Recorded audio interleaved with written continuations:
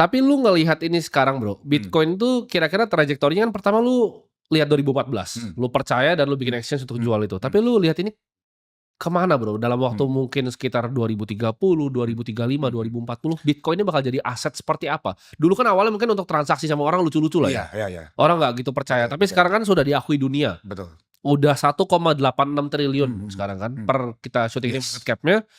Ini udah bukan aset yang dianggap sebagai bercanda di dunia ini. Ini menurut lu dari orang yang udah ngeliat ini berarti sekitar hampir 10 tahun lebih 10 tahun, 3 cycle. 3 cycle 10 tahun lebih, kemana bro? Arahan Bitcoin ini dan ini akan jadi aset seperti apa? Oke, jadi banyak orang ini nggak sadar ya. Secara ekosistem ini kita ini udah bertumbuh sangat luar biasa bro. Ya. Kalau lu tahu pertama kali di 2014, Bitcoin is means nothing bro. Ya.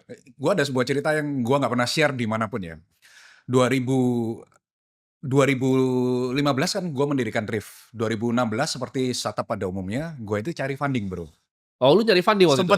Sempat itu gue cari funding, karena gue harus nerima Bitcoin dengan jumlah banyak kan, jual semua, gue cari funding lah. Terus gue ketemu salah satu VC yang terbesar di Southeast Asia. Kalau gue kasih kisahnya tau lah namanya. Gue tuh udah nyiapin nih presentasi gini seminggu, wah bikin pitch yang sebegitu kerennya ya.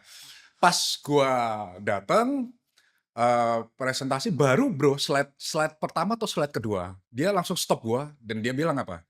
Sorry, we don't want to touch Bitcoin. Oh. Wah, dia bilang Bitcoin is something like Ponzi or MLM bagi mereka waktu saat itu. 2016. Gua dibegitukan kan langsung kayak sakit hati gitu kan bos. Lu gimana udah bikin pitch, perusahaan lu udah jalan. Lu di stop tuh langsung baru slide kedua. Baru slide 1 kedua itu langsung di stop. Nah dari sejak itu gue tidak pernah lagi minta ke VC sejak itu. Oke. Karena gue merasa wah sakit. Gue merasa Bitcoin diginikan, gue merasa sakit hati. Ini kan barang dagangan gue. Lu belum tahu apa-apa kok udah judge Bitcoin ini MLM atau Ponzi gitu loh. Ya kan? Jadi gue waktu itu 2016 sampai berjalan berikutnya itu gue trading Bitcoin untuk biayain Thrift. Banyak orang yang nggak tahu ini. Oke. Jadi gue trading. Untungnya gue buat biaya operasional, gaji karyawan, gaji server, dan lain sebagainya. Karena at that time, people don't believe in Bitcoin. Makanya gue kan punya moto kalau lu lihat sosmed gue kan, go big or go home kan. Gue waktu itu setelah ditolak itu, gue yakin banget Bitcoin ini gonna be something big gitu loh.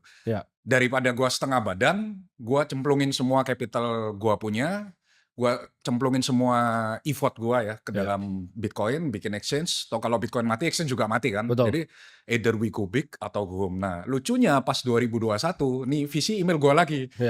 Lu tertarik gak kita invest di tempat lu? Nah ini yang teman-teman nggak paham bahwa sekarang everyone is into Bitcoin bro. Ya semuanya mau. Semua into Bitcoin. Dan kalaupun gue juga pernah bilang ini ya, SBR kan dari Trump bentar lagi akan jalan kan, strategic Bitcoin Reserve kan. Kalau ini udah jalan, otomatis negara lain ini akan domino efek gitu loh. Baik ke sekutunya di Europe, kemudian juga ke akan ikut Southeast Asia, betul. Karena saya udah bilang patokan negara-negara ini biasanya kan lihat US dulu. Kalau US sudah jalan, otomatis mereka seperti ngikutin gurunya lah. Jadi tinggal it's just a matter of time, the next bull run itu bukan lagi rebutan antara investor retail, ini bakal rebutan antar negara. Dan you can imagine lah the inflow. Dan juga yang orang nggak tahu bahwa biaya custody sekarang semakin murah. Dulu bro 2014 waktu Thrift pakai BitGo, custody itu kan cuma 1. 2015 itu BitGo biayanya 1%. Fireblock belum ada waktu itu? Belum ada. 1% Oke. per tahun. Sekarang semua custody itu begitu banyak. Biaya custody untuk institusional itu cuma 0,1 sampai 0,2% per tahun. Jadi you can see the cost decrease untuk institutional hold coin di license custodian. Jadi akhirnya apa? Institusi kalau mau hold ya misalnya untuk memuaskan regulator kan nggak boleh hold sendiri nih, harus hold di custody berlicense kan. Fee-nya semakin murah. Jadi there is no more obstacle gitu loh. Dan juga dulu nggak ada staking bro. Sekarang kan staking, DeFi, macam-macam ekosistemnya ini tambah banyak gitu loh. Jadi I think the future is very bright lah untuk crypto. Nah tapi kan gue percaya bahwa kalau misalnya lu belajar Bitcoin misalnya baru sejam baru lihat, lu akan jadi skeptik. Ya kan? Kebanyakan orang mungkin yang VC waktu itu juga skeptik. Karena gue juga dulu awal-awal skeptik. Lu juga mungkin pernah skeptik bro. Belajar 10 jam, 100 jam, 1000 jam akhirnya jadi Bitcoin Maxi. Jadi Bitcoin Maxi ya. Nah, apa aha momennya ketika lu yakin bahwa ini akan jadi aset yang merubah dunia? Lu inget nggak titik di mana oke ini beda nih. Karena gue titiknya agak telat. Gue titiknya tuh 2022 akhir. Oh, lu mana 2022 ya? 22 akhir. Gue udah beli Bitcoin, tapi gue nggak all in semua Oke, kayak all in harta ya. gue sampai orang gila begitu. Sekarang kan semua harta gue di Bitcoin. Betul. Yang bikin gue berubah itu pas gue ngobrol sama Sizi. Dia bilang nggak ada aset lebih baik Yes, di muka bumi ini. exactly. Nah tapi kalau lu apa? Titik momennya kapan waktu itu? Gua jujur waktu bikin exchange itu di tengah jalan 2015 itu gue langsung all in karena gue melihat, nggak tahu ya, mungkin karena keluarga gue kan datang dari keluarga pengusaha ya. Jadi Ya.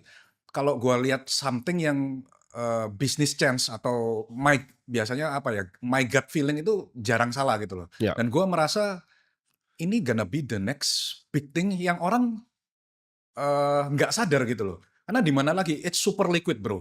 Super liquid, you can transfer to anywhere. You have the power of your own network. Karena istilahnya lu bisa simpan sendiri. Ya. Ini the aha moment itu waktu gua lihat ini, semakin gua pelajari, semakin gua pakai, semakin gua transaksi. Ya, there is no other thing like this gitu loh. Ya. Jadi gue decide, gue yakin banget, dari dulu gue yakin banget itu 100.000 itu pasti achievable.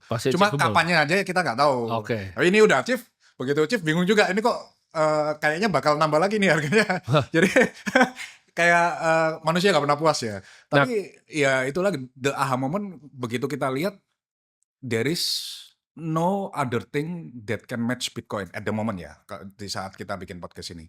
Sampai sekarang menurut lu nggak ada aset yang bisa match Bitcoin? Secara opportunity yes, menurut gua. Dan secara risknya juga kan Bitcoin udah nggak se-high risk dulu ya. Lebih ke arah medium lah. Kalau dulu kan masih ada kemungkinan Bitcoin jadi nol. Sekarang untuk Bitcoin jadi nol, it's sangat impossible gitu. Untuk lu percaya bahwa Bitcoin ke depannya nggak ada yang match bro, lu harus percaya bahwa Bitcoin ini nggak ada resiko ke nol kan? Yes. Menurut lu apa kemungkinan atau at least yang pernah lu debatkan di pemikiran lu? Kan lu holdnya banyak, gue juga holdnya banyak. Dan ini sebagai hal yang gue pikir juga gitu loh. Ada resiko mungkin seperti 51% attack dan lain-lain. Apa yang menurut lu itu ada kemungkinannya bikin Bitcoin ke nol atau nggak ada sama sekali? Gue yang paling takut dari dulu gue bilang itu regulasi bro. Kalau misal ada regulasi yang membahayakan Bitcoin. Contoh kayak kemarin, misal ngomong amit-amit ya jangan sampai terjadi, Amerika nge-ban Bitcoin. It's gonna die bro. Tapi Cina kan nge-ban Bitcoin. Iya, tapi waktu itu kan Cina ban Bitcoin, ternyata di negara-negara lain yang ngambil gitu.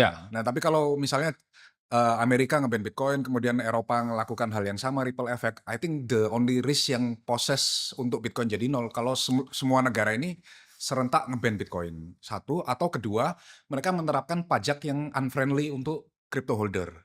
Kalau di Indonesia kan untungnya negara kita udah suportif untuk crypto ya, bahkan final pajaknya. Iya, pajak final. Jadi kita cukup bayar 0,21%, how many profit you have, udah lu cukup bayar segitu. Dan akhirnya jumlah investor kripto di Indonesia kan udah membludak ya, 22 juta kemarin per Desember 2020. Itu single account atau multiple? Single saya rasa.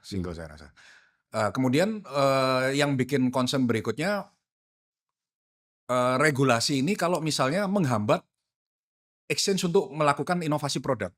Karena gateway orang masuk kripto pasti pertama itu pasti exchange bro.